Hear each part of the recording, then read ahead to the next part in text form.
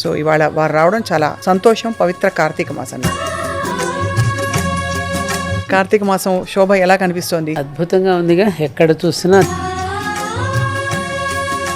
కానీ అసలు కార్తీక మాసంలో దీపాలు పెట్టడం వెనక విశిష్టత ఏంటి? కార్తీక దామోదరుడు అంటారు కదా, శివకేశవులిద్దరికి ఒక పోలీస్ ఆఫీసర్ సార్ ఏదో కలవడానికి మేము వెళితే ఆయన ఏమన్నారు తెలుసమ్మా, నవంబర్ డిసెంబర్లో మాకు నేరాలు చాలా తక్కువ అవుతాయండి, మాకు పోలీసులకు పెద్దగా పని ఉండదు. అవునా, మరి దేనికండి అని అడిగా. ఇప్పుడు అయ్యప్ప స్వామి దీక్షలో ఉంటారమ్మ యువతంతా. ఆ దీక్షలో ఉండడం వల్ల నేరం చేస్తున్న వాడు కూడా నేరాలను నేను తగ్గించుకోవాలన్నా, నా వ్యసనాల నుండి నేను బయటపడాలంటే నేను దీక్ష తీసుకుంటాను రావడమే గొప్ప విషయం. చాలా మంచి మాట అన్నారు. ఎంత గొప్ప మాట అన్నారు, ఎంత గొప్ప మాట. అందుకని ఆ సమయంలో మాకు నేరాలు తగ్గుతాయని చెప్పాను. నమస్కారం. నమస్కారం తల్లి. కార్తీక మాసం శోభ ఎలా కనిపిస్తోంది? అద్భుతంగా ఉందిగా, ఎక్కడ చూసినా దేదీప్యమానంగా దీపాల వెలుగులో ఆలయాలన్నీ వెలిగిపోతున్నాయి. దానితో పాటు జీవితాలు కూడా వెలిగించుకుంటే ఇంకా అద్భుతంగా ఉంటుంది.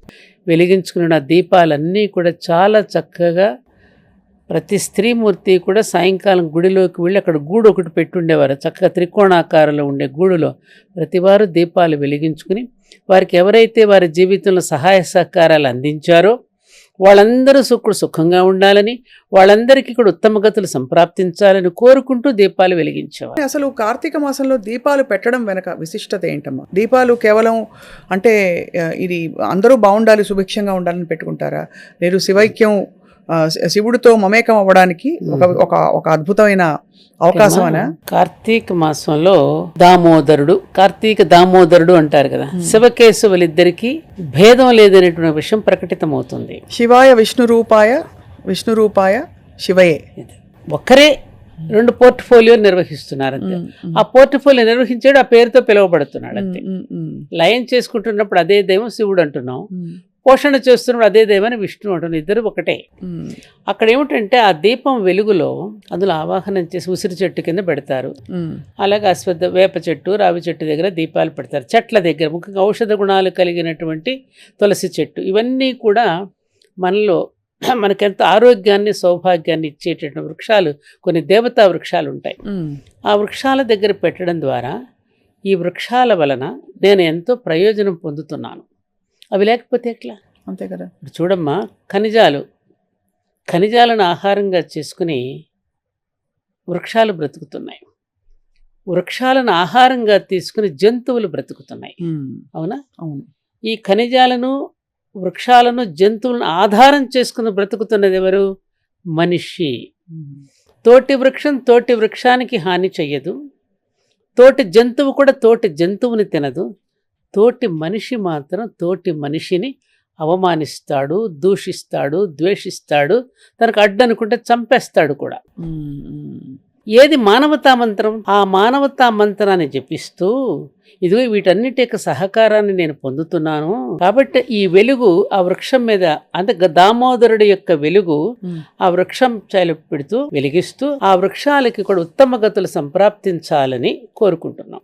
అలాగే నీళ్లలో దీపాలు వదులుతాం, అందులో చేపలు ఉంటాయి, తాబేళ్లు ఉంటాయి, ఎన్నో చరాలు ఉంటాయి. ఆ జీవరాశులన్నింటికి కూడా ఉత్తమ గతులు సంప్రాప్తించాలి, ఎందుకంటే వాటి వలన కూడా మాకు ఎన్నో ప్రయోజనాలు కలుగుతున్నాయి. అవును. అలాగే ఆకాశ దీపం కూడా మనం వెలిగిస్తాం. ఆకాశ దీపం వెలిగించే పురుగులన్నీ దానిలో పడి ముక్తిని పొందుతాయి. ఆ దీపంలో అది కోరుకుంటుంది, వాటి చుట్టూ తిరిగి దానిలో పడిపోయి మాడిపోతాయి కదా. అవును. ఆ దీపం వెలిగించేటప్పుడు ఆ బ్రాహ్మణోత్తముడు ఎవరైతే వెలిగిస్తారో ఆ వెలుగు అతని మీద పడినప్పుడు వేదంతో పాటు వేదార్థాన్ని కూడా తెలుసుకుని జీవించేటట్టు, నీవు జీవిస్తూ 10 మందికి కూడా జీవించేటటువంటి హితాన్ని పలికే స్థితికి ఈ బ్రాహ్మణుడు కూడా ఉండాలి అని కోరుకుంటూ వెలిగించే దీపాలు ఇవి. అందుకని దీపావళి పండుగ రోజున కూడా మనం బలివ దీపాలని వెలిగిస్తారు. అవును.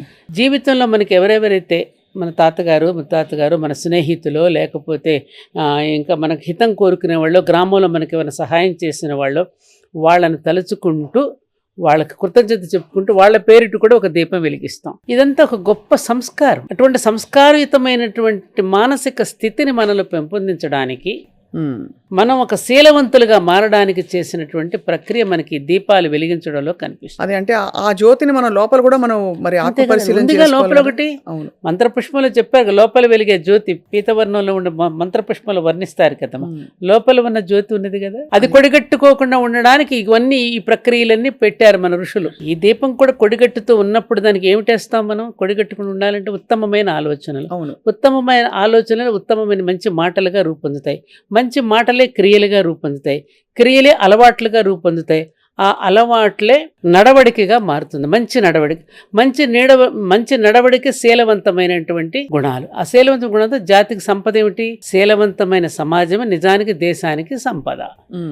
ఇంత ప్రొసీజర్ పెట్టి మనలో సత్వరజస్తమో గుణాలను సరైన నిష్పత్తిలో ఉంచుకోవడానికి దీపాలు వెలిగించమ్మా, మెట్లకు బొట్టు పెట్టు, భజనలు చెయ్యండి, కీర్తనలు పాడండి, ఈ ప్రదక్షిణలు చెయ్యండి. వీటన్నింటిని కనుక పెట్టకపోతే స్వప్న మనలో తమోగుణం ఎక్కువైపోతుంది. అందుకని ఈ త్రిగుణాలను సరైన నిష్పత్తిలో ఉంచడం కోసం అని చెప్పి మనకి క్రియాకలాపాల మీద దృష్టి పెట్టారు. మనం చూడండి, ఖాళీగా ఉన్నప్పుడు ఏమనిపిస్తుంది?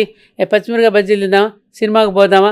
ఖాళీగా ఉన్నటువంటి నేల మీద ఎట్లయితే కలుపు మొక్కలు మొలుస్తాయో, ఖాళీగా ఉన్న మన మనసులలో కూడా రకరకాల చెడు ఆలోచనలు రావడానికి అవకాశం ఉంది. అంటే అవన్నీ మన ఆరోగ్యానికి, మంచి మనసుకి, జీవితానికి ఏది మంచిది కాదంట. మంచిది కాదు. అందుకని టైంని ఇట్లా పెట్టేస్తే, అందులో నిమగ్నంలో చేసేస్తే కర్మ జ్ఞానము రెండు స్లైముంటేనియస్ గా రెండు పాదాలు లాంటివి, ఒక పాదం వెనుక ఒక పాదం నడుస్తున్నట్టుగా, రెండు రైలు పట్టాల రెండు ఒకేసారి నడిచేది కదా.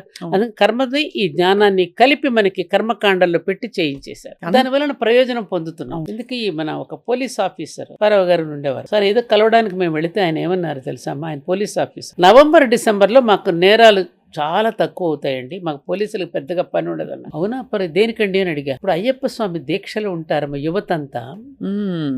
ఆ దీక్షలో ఉండడం వల్ల నేరం చేస్తున్న వాడు కూడా నేరాలను నేను తగ్గించుకోవాలన్నా, నా వ్యసనాల నుండి నేను బయటపడాలంటే నేను దీక్ష తీసుకుంటాను రావడమే గొప్ప విషయం. చాలా మంచి మాట అన్నారు. ఎంత గొప్ప మాట అన్నారు, ఎంత గొప్ప మాట. అందుకని ఆ సమయంలో మాకు నేరాలు తగ్గుతాయి. అలాగే కార్తీక మాసం రాగానే ఒక పవిత్రమైన భావన కలుగుతుంది, అట్లీస్ట్ ఒక భయం, భక్తి అంతవరకు పాజిటివ్ ఆలోచనలు ఉంటాయి. కాబట్టి ఆలయ ప్రాంగణంలో కూడా వెళ్ళిన ప్రతి ఒక్కరికి ఒక ప్రశాంతత లభిస్తుంది. ఆ దీపం వెలుగులో తమను తాము చూసుకోవడానికి, ఆ వెలుగులో వాళ్ళ యొక్క జీవితాన్ని వెలిగించుకోవడానికి కూడా అవకాశం. మీ చిన్నప్పుడంతా ఎలా ఉండేదమ్మా కార్తీక మాసం వేళ?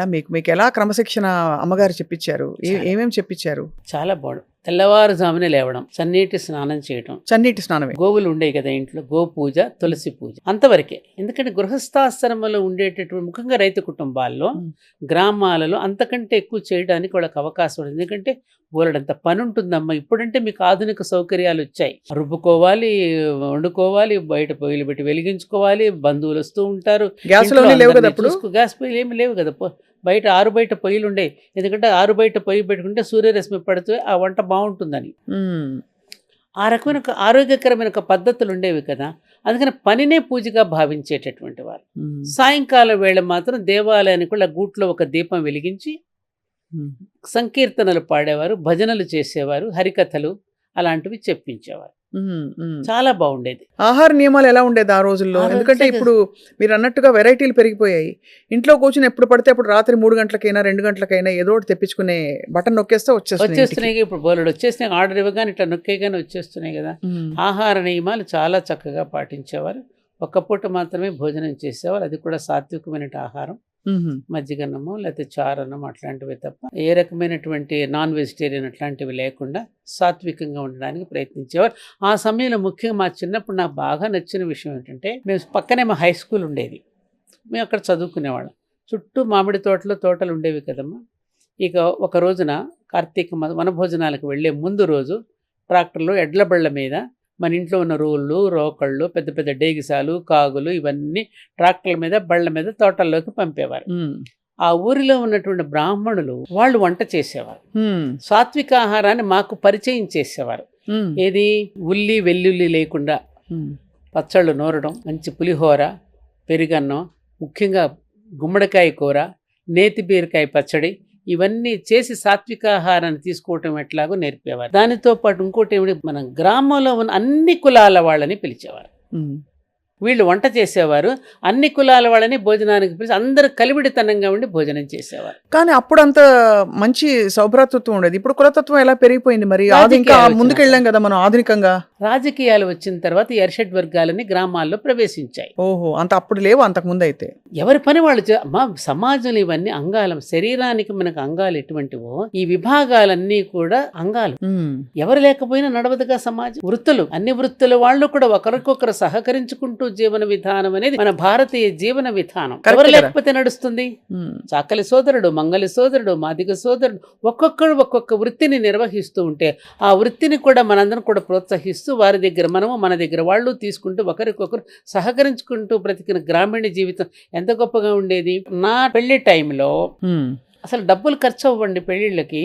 పలానా ఊర్లో పలానా వారు అమ్మాయికి పెళ్ళి అవుతోంది, పాలన్నీ వారింటికి పంపండి, కూరగాయలు బియ్యం దగ్గర నుంచి పెరుగు దగ్గర నుంచి అందరి ఇంట్లో మన ఇంటికే వచ్చేసేవి.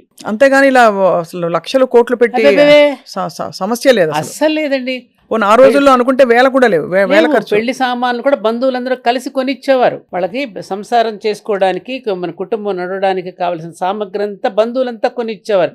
బంధువులు ముందుగానే వచ్చేవారు, వాళ్లే వంటలు చేసేవారు. సరస సల్లాపాలు ఆడుకుంటూ బావ మరదళ్ళు బావలు వీళ్ళందరూ వస్తే సార్ హాస్యాలు ఆడుకుంటూ అసలు ఆ పెళ్లి వైభవం ఇప్పుడు ఎక్కడున్నాయమ్మా? ఇప్పుడు కూడా పెళ్లిళ్ళకి వెళితే వాళ్ళని రిసీవ్ చేసుకోవటానికి ఎయిర్ హోస్టల్ నిలబెడుతున్నారు. అక్కడ బౌన్సర్లను పెడుతున్నారు పైకి ఎక్కనివ్వకుండా. అక్షంతలు వేయడాన్ని వేల మందిని పిలవడం ఎందుకు? ఆ బౌన్సర్లను పెట్టుకుని పిలిచిన వాళ్ళని, వచ్చిన వాళ్ళని వాళ్ళు ఇప్పుడే రాకండి అని చెప్పడం దేనికి అవమానం కాదు అది? అవునవును, వింత వింత పోకడలు వచ్చేసాయి. చాలా అదే మనిషికి మధ్య ఉండే బంధాలు. మీరు ఇందాక అన్నారు కదా స్వప్న, ఒకప్పుడు ప్రయాణ సౌకర్యాలు లేవు, ఇంత రవాణా సౌకర్యాలు, రోడ్ల సౌకర్యాలు కూడా లేవు. ఎక్కడికక్కడ గ్రామీణ జీవితంలో అక్కడికున్నటువంటి చిన్న చిన్న గ్రామాలు వాళ్ళు అందరూ కలిసి ఉండేవారు. పరిమితంగా ఉన్నా కూడా బాగుండేది. ఇప్పుడు ఏమైంది? విస్తృతం అయ్యింది. రవాణా సౌకర్యాలు పెరిగాయి, ఆధునిక సౌకర్యాలు పెరిగాయి.